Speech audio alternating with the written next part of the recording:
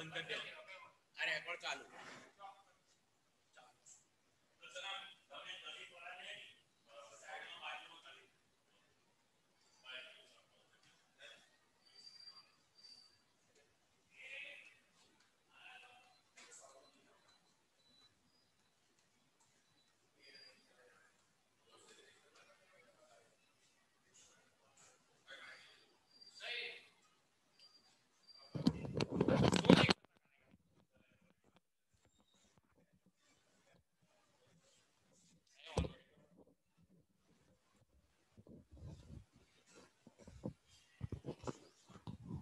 Hello કેટલા વિદ્યાર્થીઓ આવ્યા બે છે ચાલો ઓકે અસલામ વાલેકુમ વરહમતુલ્લાહિ વબરકાતુહ 11મા ધોરણના વિદ્યાર્થી મિત્રો આપણે લાસ્ટ ટાઈમ ગુરુત્વાકર્ષણની વાત કરેલી થોડો ઇતિહાસ જોઈ લો ગુરુત્વાકર્ષણને સમજતા પહેલા ગ્રહોની ગતિ અંગેનો ખ્યાલ કયા કયા વૈજ્ઞાનિકોએ કઈ રીતે આપેલો એનો થોડી ચર્ચા કરેલી એમાં નિકોલસ કોપરનિક્સ છે ટાઇકો બ્રાહે છે ન્યૂટન છે ગેલિલિયો છે એમણે પોતાના વિચારો રજૂ કરેલા પોતાના સંશોધનો રજૂ કરેલા છેલ્લે કેપ્લન નામના વૈજ્ઞાનિકે પોતાના ટાઇકો બ્રાહેના જે અવલોકનો હતા એ અવલોકનો પરથી અનુમાન લગાવીને 3 નિયમો આપેલા જે કેપ્લનના પહેલા બીજા અને ત્રીજા નિયમ તરીકે ઓળખાય મહત્વના નિયમો હતા એમાં પહેલો નિયમ તમારો કક્ષાનો નિયમ કે લંબરૂત્ય કક્ષામાં ગ્રહો ગતિ કરે બીજો નિયમ તમારો ક્ષેત્રફળનો નિયમ કે ડેલ્ટા ટી જેટલા સમયગાળામાં કોઈ પણ ગ્રહે સૂર્યની સાથે અથવા સૂર્ય અને ગ્રહને જોડતી રેખાએ આંતરેલો ખૂણો દરેક જગ્યાએ સમાન હોય ક્ષેત્રફળ સમાન હોય એવું કીધેલું અને ત્રીજો આવર્તકાળનો નિયમ કે જે લંબવૃત હોય એ લંબવૃતની અર્ધ દીર્ઘ અક્ષ હોય એ અર્ધ દીર્ઘ અક્ષનો ઘન એ આવર્તકાળના વર્ગના સમપ્રમાણમાં અથવા કોઈ પણ ગ્રહનો આવર્તકાળનો વર્ગ એ અર્ધ દીર્ઘ અક્ષના ઘનના સમપ્રમાણમાં હોય એવું આપણે અચળાંક ક્યુ અચળાંક મેળવેલો કેપ્લનના નિયમો છે જે તમારા સિલેબસમાં નથી પણ સમજૂતીના લાયક હતા એટલે સમજાવી દીધા આ કેપ્લનના જે અવલોકનો છે જે તારણો છે એનો અભ્યાસ ઊંડાણપૂર્વક ન્યૂટને કર્યો અને એના અભ્યાસ પરથી જ્યારે ઈસવીસન 1665 ની અંદર વાત કરીએ ઈસવીસન 1665 ની અંદર જ્યારે સફરજનના વૃક્ષની નીચે ન્યૂટન બેઠેલા હતા અને સફરજન નીચે પડ્યું ત્યારે એમને પ્રેરણા મળી કે કંઈક બળ એવું છે જે પૃથ્વી પોતાની તરફ આકર્ષે છે દરેક પદાર્થને પછી એમણે વિચાર્યું કે આટલો મોટો ચંદ્ર જે પૃથ્વીથી ઘણો દૂર રહેલો છે એ કેમ નીચે નથી પડતો તો એનો મતલબ એવો કે જે બળ અહીંયા વધારે અસ્તિત્વ ધરાવે છે પૃથ્વીની સપાટી બળ જે બળનું મૂલ્ય વધુ છે કે જેને કારણે પૃથ્વી પોતાની તરફ આકર્ષી લે છે એ બળ ચંદ્ર સુધી થોડુંક ઓછું હોવું જોઈએ જેને કારણે ચંદ્ર પોતાની કક્ષામાં ભ્રમણ કરી શકે છે એટલે કે ખેંચાઈ નથી આવતો પૃથ્વી તરફ ચંદ્ર ખેંચાઈ નથી આવતો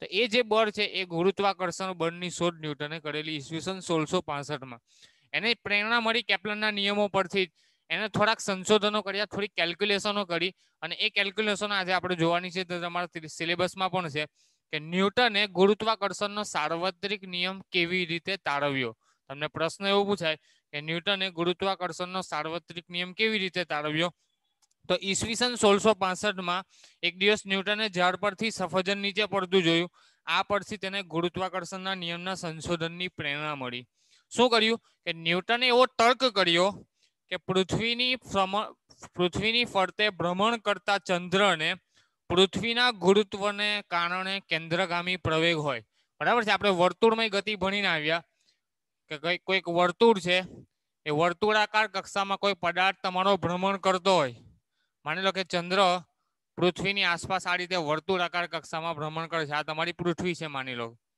ઓકે આ તમારી શું છે પૃથ્વી અને અહીંયા તમારો ચંદ્ર છે મૂન ઓકે અને પૃથ્વીના કેન્દ્રથી લઈને ચંદ્ર સુધીનું અંતર એને આપણે RM નામ આપીએ રેડિયસ ઓફ મૂન બરાબર છે RM તો આ ચંદ્ર તમારો વર્તુળાકાર કક્ષામાં ભ્રમણ કરે તો એને કંઈક પ્રવેગ હોય જેને કહેવાય કેન્દ્રગામી પ્રવેગ કયો પ્રવેગ કેન્દ્રગામી. શાને કારણે? પૃથ્વીના ગુરુત્વને કારણે. પૃથ્વી મોટી છે ચંદ્ર કરતા, તો એનું વજન વધારે છે, દળ વધારે છે, તો ગુરુત્વને કારણે એની આસપાસ ફરતા પ્રવાહ જે પદાર્થ છે એનો કંઈક પ્રવેગ હોય જેને કેન્દ્રગામી પ્રવેગ કહેવાય.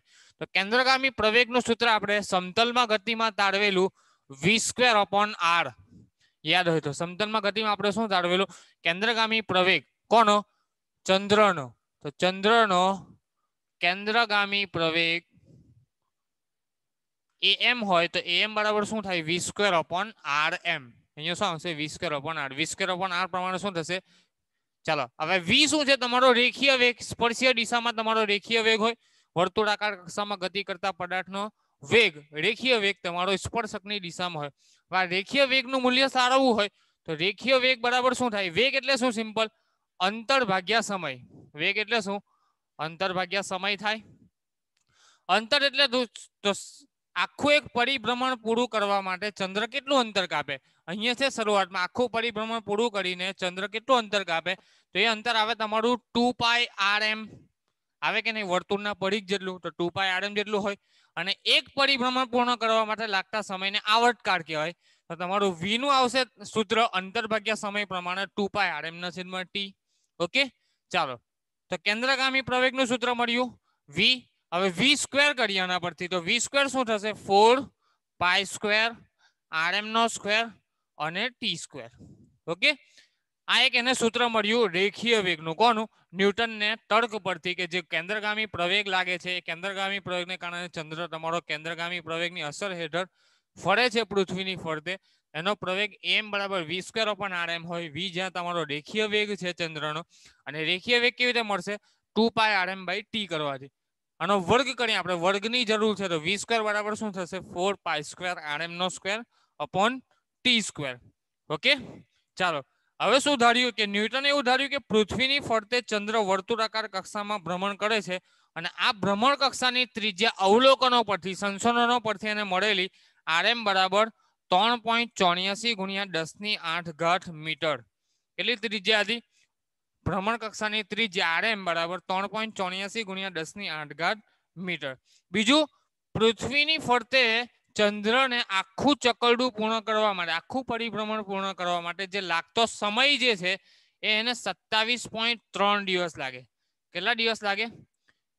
ચંદ્રને પૃથ્વીની આસપાસ એક આખું પરિભ્રમણ પૂર્ણ કરવા માટે લાગતો સમય કેટલો છે? 27.3 દિવસ. બરાબર છે.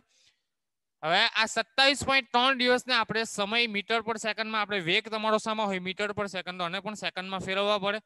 તો સેકન્ડમાં ફેરવીશું તો 27.3 એવા કેટલા? એક દિવસની કેટલી સેકન્ડ?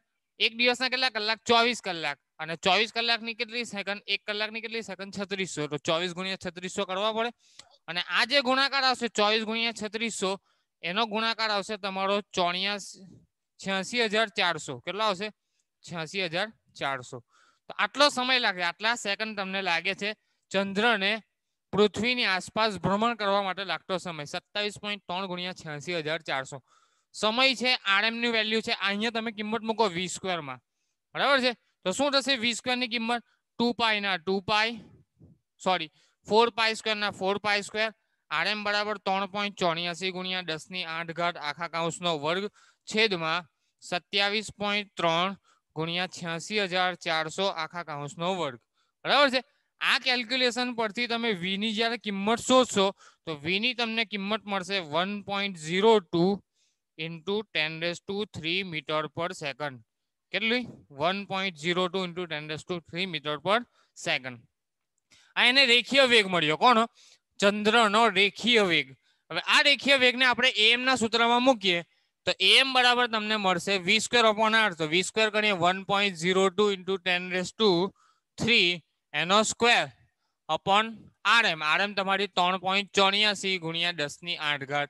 ઓકે, અને આ કેલ્ક્યુલેશન પરથી એને પ્રવેગ મળશે સમથિંગ 0.00272 મીટર પર સેકન્ડનો વર્ગ. ઇમ્પોર્ટન્ટ રિઝલ્ટ મળ્યું એને ન્યૂટનને. કેટલો પ્રવેગ આવ્યો? 0.00272 મીટર પર સેકન્ડનો વર્ગ. પૃથ્વીની સપાટી પર વાત કરીએ આપણે. પૃથ્વીની સપાટી પર હોય તો કોઈ પણ પદાર્થ ગુરુત્વ પ્રવેગ ધરાવે. કોઈ પણ ઊંચાઈએ હોય તો એક શું ધરાવે? ગુરુત્વ પ્રવેગ. અને ગુરુત્વ પ્રવેગ g નું મૂલ્ય કેટલું હોય તમારું 9.8 મીટર પર સેકન્ડ સ્ક્વેર. હવે આ મૂલ્યમાં અને આ મૂલ્યમાં ઘણો તફાવત છે. આના કરતા આ મૂલ્ય તમારું 1000 ગણું વધારે છે, બરાબર છે.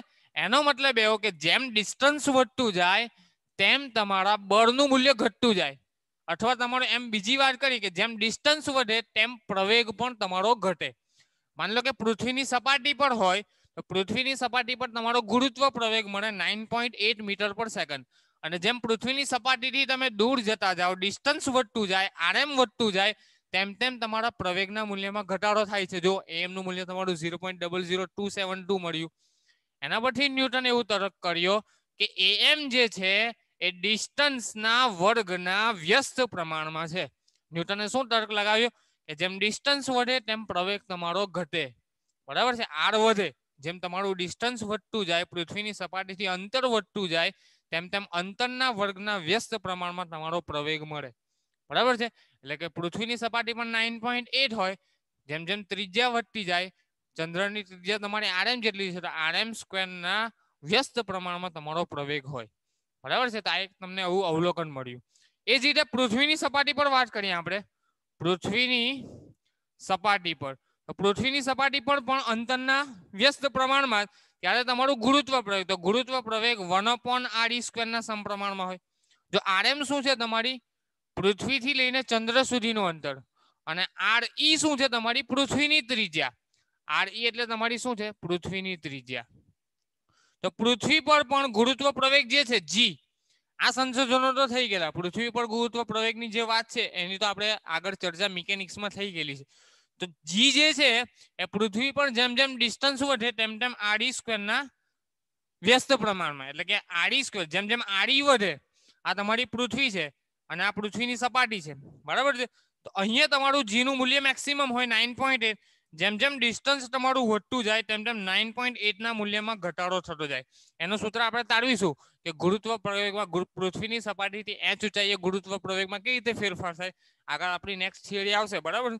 એની વાત કરીશું, પણ સિમ્પલ એવું યાદ રાખવાનું કે જી પ્રોપોર્શનલ ટુ 1/r². પૃથ્વી પર પણ શું થાય, ગુરુત્વ પ્રવેગના મૂલ્યમાં ડિફરન્સ જોવા મળે, અને એ કોના વ્યસ્ત પ્રમાણમાં, ત્રિજ્યાના વર્ગના વ્યસ્ત પ્રમાણ. કોની? પૃથ્વીની ત્રિજ્યા.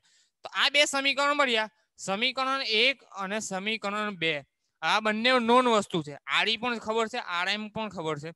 બંનેનો ગુણોત્તર લે, am/g ઇઝ ઇક્વલ ટુ શું થશે 1/rm² ના છેદમાં 1/re².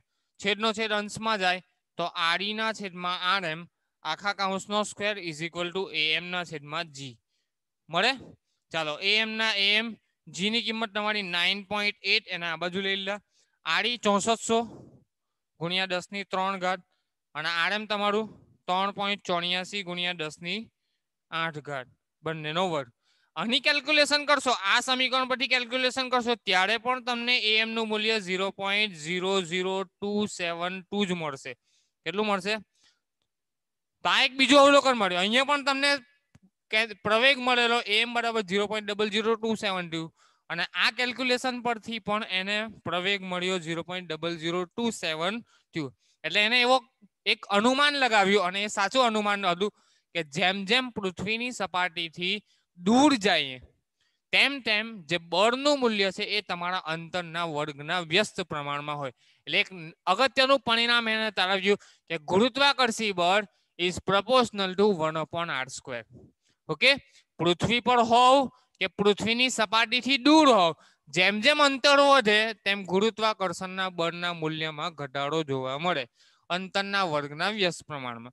હવે જો આપણે અચળ રાખીએ, ત્રિજ્યા અચળ રાખીએ, શું અચળ રાખીએ?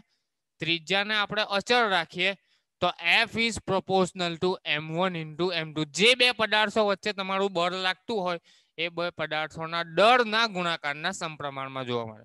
આ બીજું અવલોકન. ન્યૂટને પહેલું અવલોકન જે તારવ્યું f is proportional two 1/r², એ આટલી બધી ચર્ચા પછી એને તારવ્યું કે અહીંયાથી જે પ્રવેગ મળતો હતો એ જ પ્રવેગ અહીંયા પણ મળે છે.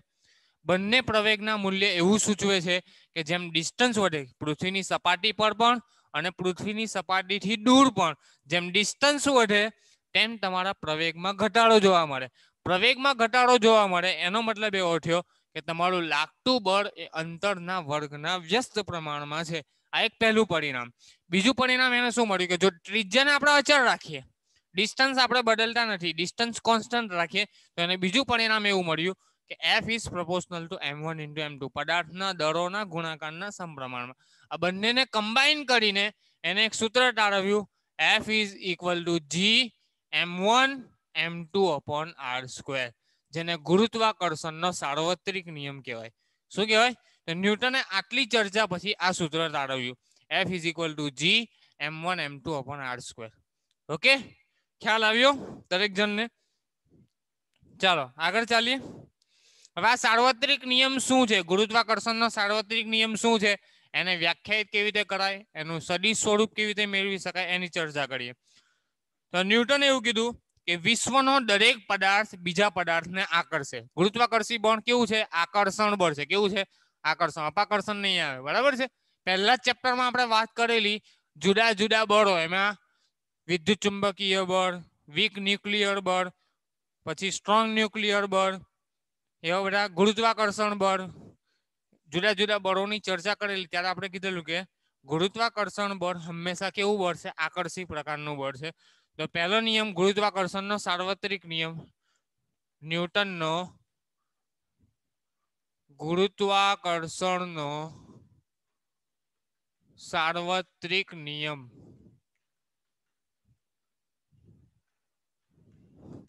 તો ન્યૂટને શું કીધું? વિશ્વનો દરેક પદાર્થ, આ વિધાન યાદ રાખવાનું, વિશ્વનો દરેક પદાર્થ બીજા પદાર્થને આકર્ષે છે. ઓકે, અને આ બંને પદાર્થો વચ્ચે લાગતું ગુરુત્વાકર્ષી બળ એ તે બે પદાર્થોના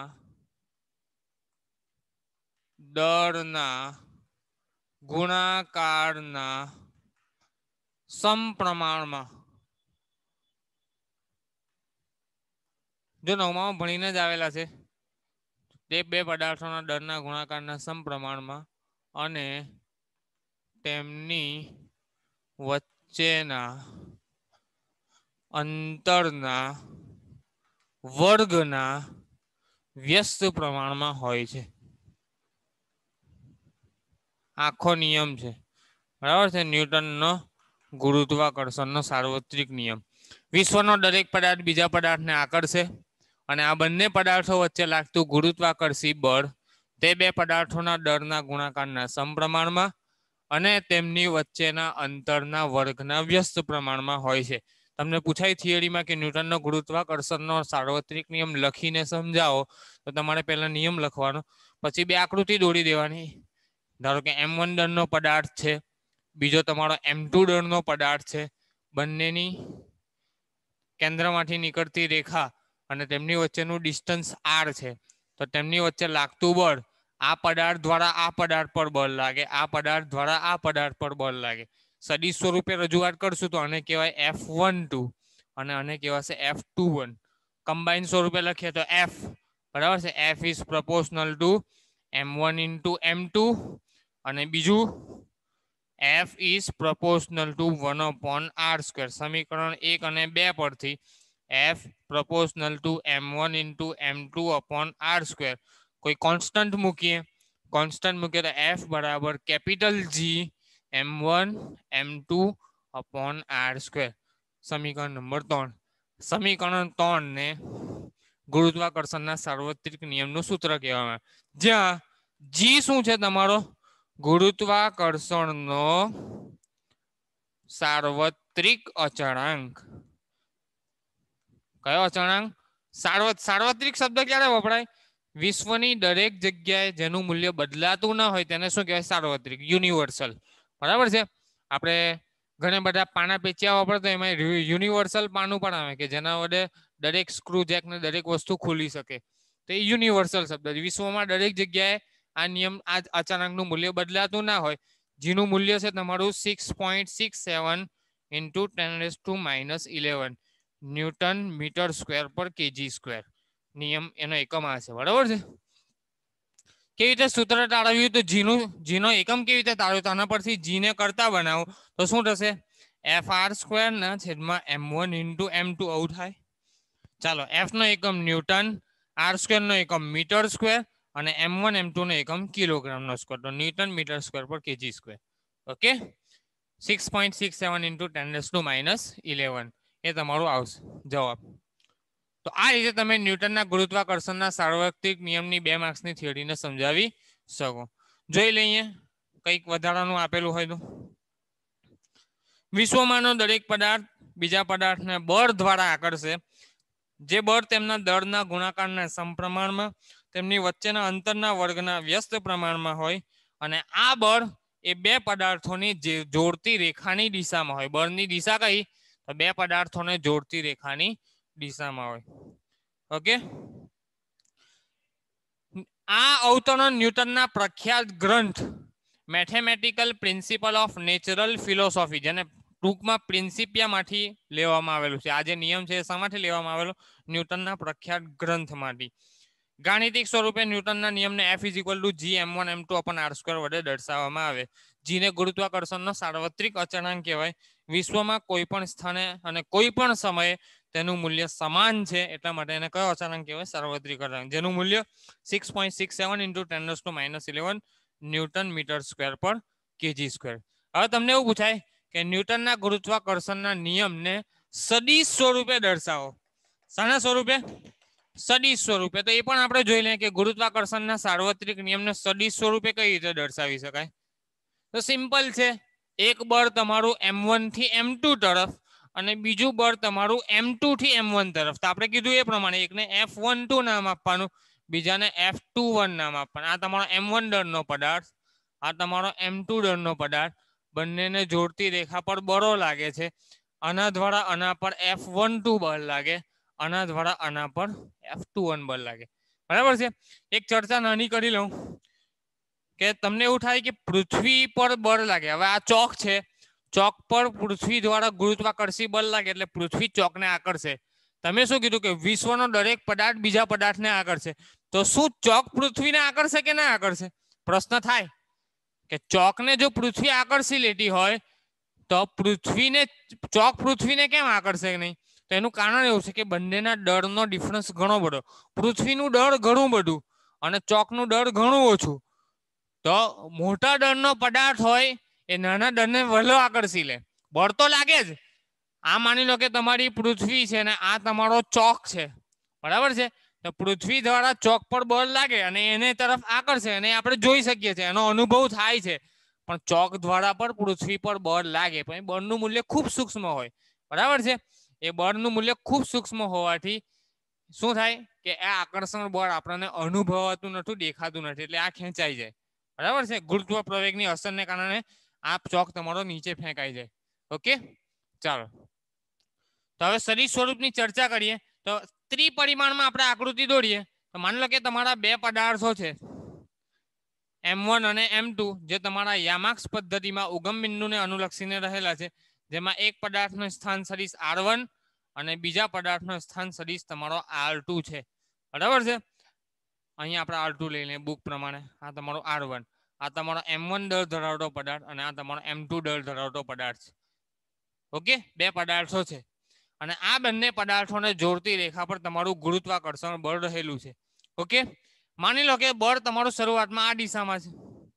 ઓકે આ દિશામાં ધારો કે બળ લાગે છે. તો એનું પરિણામી બળની વાત કરીએ તો પરિણામી બળ શું થશે? તો સદિશ માટે ત્રિકોણનો નિયમ. પ્રથમ સદિશ બીજો સદિશ અને આ તમારો પરિણામી સદિશ. તો પ્રથમ સદિશ તમારો R1 આ સદિશને આપણે R12 નામ આપીએ. આ સદિશને કયું નામ આપીએ? R12. તો R1 + R12 = R2 થાય ત્રિકોણના નિયમ પરથી. આના પરથી R12 ને કરતા બનાવો તો શું થશે? R2 - R1. ઓકે તો R12 નું સૂત્ર મળ્યું તમને R2 - R1. તમારા યામાક્સ પદ્ધતિમાં XYZ સમતલ તમે દર્શાવી શકો. ઓકે ચાલો સદિશ સ્વરૂપની વાત કરીએ. એકમ સદિશ દિશા શોધવી. દિશા શાના સંદર્ભમાં વાપરવામાં આવે? એકમ સદિશની દિશા કે આ જે બળ લાગે છે એ કોની દિશામાં હોય તો R12 સદિશની દિશામાંના એકમ સદિશની દિશામાં આ દિશામાં તમારું બળ લાગે છે તો R12 જે સદિશ છે એની દિશામાંનો એકમ સદિશ હવે એકમ સદિશ કેવી રીતે વ્યાખ્યાયિત થાય આગળ જોઈ લો આપણે સમતલમાં ગતિમાં એકમ સદિશ એટલે કે સદિશ ના છેદમાં સદિશનું મૂલ્ય બરાબર છે સદિશ લેવાનો અને એના છેદમાં સદિશનું મૂલ્ય લેવાનું તો તમને એકમ સદિશ મળે તો મારે R12 જે સદિશ છે એનો એકમ સદિશ અને R12 કેરેટ અથવા R12 કેપ કહેવાય તો R12 કેપ શોધવા હોય તો R12 સદિશ લેવાનો ના છેદમાં R12 નું મૂલ્ય લેવાનું બરાબર છે R12 સદિશ શું છે R2 માઇનસ R1 ના છેદમાં R12 નું મૂલ્ય ઓકે હવે આપણે ધારી લઈએ R12 નું મૂલ્ય માની લો કે R જેટલું છે ઓકે બંને વચ્ચેનું ડિસ્ટન્સ R જેટલું છે એવું માની લે ઓકે બે પદાર્થો વચ્ચેનું તો મૂલ્ય તમારું R જેટલું છે તો તમારું શું થશે R12 caret is equal two શું થશે R2 માઇનસ R1 ના છેદમાં R ઓકે ચાલો ગુરુત્વાકર્ષણના નિયમ પ્રમાણે બળ F12 બરાબર શું થશે G(m1 m2 ના છેદમાં R². આ તો ડિસ્ટન્સ બદલાવાનું નથી મૂલ્ય છે અને ઇન્ટુ આવશે તમારા R12 કેરેટ શું આવશે R12 કેરેટ તો આ સદિશ સ્વરૂપે રજૂઆત થઈ ગઈ જો R12 કેરેટ ના લખવા હોય સદિશ R લખવો હોય R12 કેરેટ ની આ કિંમત મૂકી હોય તો શું થશે G(m1 m2 છેદમાં R² into R2 minus R1 ના છેદમાં R તો આ તમારો R નો ઘન થઈ જશે શું થઈ જશે F12 is equal two G(m1 m2 ના છેદમાં R નો ઘન ઇન્ટુ R12 સદિશ R2 માઇનસ R1 ને R12 સદિશ પણ કહેવાય ઓકે આ રીતે પણ તમે દર્શાવી શકો તો આ કોના દ્વારા M1 દ્વારા M2 પર લાગતું બળ F12 એક દ્વારા બીજા પર બરાબર છે M1 દ્વારા M2 પર લાગતું બળ જો M2 દ્વારા M1 પર લાગતું બળ તો આ રીતે આવશે તો આના કરતા વિરુદ્ધ આવશે તો F21 લખવા હોય તો શું આવશે માઇનસ G(m1 m2 ના છેદમાં R³ ઇન્ટુ R12 સદિશ ખાલી સિમ્પલ શું હશે મૂલ્ય આટલું જ નિશાની તમારી ઋણ આવશે એટલે સિમ્પલ એવું કહી શકાય F12 બરાબર માઇનસ F21 ઓકે મૂલ્યની દ્રષ્ટિએ તમારા બંને બળો કેવા હોય સમાન હોય F21 અને F12 મૂલ્યની દ્રષ્ટિએ તમારા કેવા હશે સમાન હશે તો આ તમારું સદિશ સ્વરૂપે રજૂઆત છે ન્યૂટનના ગતિના નિયમની સાર્વત્રિક રીતે સદિશ સ્વરૂપે રજૂઆત ત્રીજી એક નાની ચર્ચા છે તે કરી લઉં વિસ્તૃત પદાર્થો પર લાગતા ટાઈમ પૂરો થવા આવેલો છે વિસ્તૃત પદાર્થ પર લાગતા ગુરુત્વાકર્ષણ બળની સમજૂતી આપો એક સવાલ એવો પૂછાય બરાબર એક વચ્ચેનો ટોપિક છોડી દીધો સંપાતપણાનો સિદ્ધાંત એવું નેક્સ્ટ ટાઈમ સમજાવીશ ગુરુત્વાકર્ષણમાં એક કરતા વધારે બિંદુ પર એક કરતા વધારે બળો લાગતા હોય કેવી રીતે શોધી શકાય એની ચર્ચા આપણે પછી કરીએ વિસ્તૃત પદાર્થ પર લાગતા બળોની વાત કરીએ તો પૃથ્વી જેવા વિસ્તારિત પદાર્થ અને બીજા એક બિંદુવત દળ વચ્ચે ગુરુત્વ બળ શોધવા માટે G(m1 m2 R² સીધું વાપરી શકાતું મેં તમને હમણાં ઉદાહરણ આપ્યું ને કે ચોક અને પૃથ્વી એકનું દળ ખૂબ વધારે બીજાનું દળ ખૂબ સૂક્ષ્મ છે તો સીધું આ સૂત્ર વાપરી શકાતું નથી વિસ્તૃત પદાર્થની અંદરનું દરેક બિંદુવત દળ આપેલા બિંદુવત દળ પર પણ બળ લગાડશે કારણ શું કે આ તમારો પૃથ્વી છે તો પૃથ્વીના પણ અંદર જુદા જુદા બિંદુવત કણો રહેલા છે તો આ કણ પર એકબીજા પર બળ લગાડે તો એને પણ તમારે કન્સિડર કરવું પડે એટલે સીધું તમે આ સૂત્ર લગાવી શકતા નથી અને આવા બધા જ બળો એક જ દિશામાં નહીં હોય એ પણ જરૂરી નથી કુલ બળ મેળવવા માટે વિસ્તૃત પદાર્થમાંના દરેક બિંદુવત દળ વડે લાગતા બળ મેળવીને એ બધા જ બળોનો તમારે સદિશ સરવાળો કરવો પડે જેને સંપાતપણાનો સિદ્ધાંત કહેવાય શેનો સંપાત અથવા બીજી રીતે આપણે કલનશાસ્ત્રની મદદથી સિગ્મા લો અથવા સંકલન લો નાના નાના દળ ખંડો વિચારો પૃથ્વીના નાના નાના dm જેટલા દળ ખંડો વિચારો અને એના દ્વારા ચોક પર લાગતું બળ આ તમારો માની લો કે ચોક છે ચોક પર લાગતું બળ નાના નાના સૂક્ષ્મ ખંડો વડે લાગતું વિચારવાનું અને એનું તમે સંકલન કરો તો તમને કુલ બળ મળે બરાબર સીધું તમે આ સદિશ સૂત્ર વાપરી શકતા નથી તો વિસ્તૃત પદાર્થો માટે શું કરવાનું કલનશાસ્ત્રનો ઉપયોગ કરવાનો અથવા સંપાતપણાના સિદ્ધાંતનો ઉપયોગ કરીને તમે ગુરુત્વાકર્ષી બળનું મૂલ્ય કાઢી શકો નેક્સ્ટ ટાઈમ આપણે સંપાતપણાનો સિદ્ધાંત જોઈશું થેન્ક યુ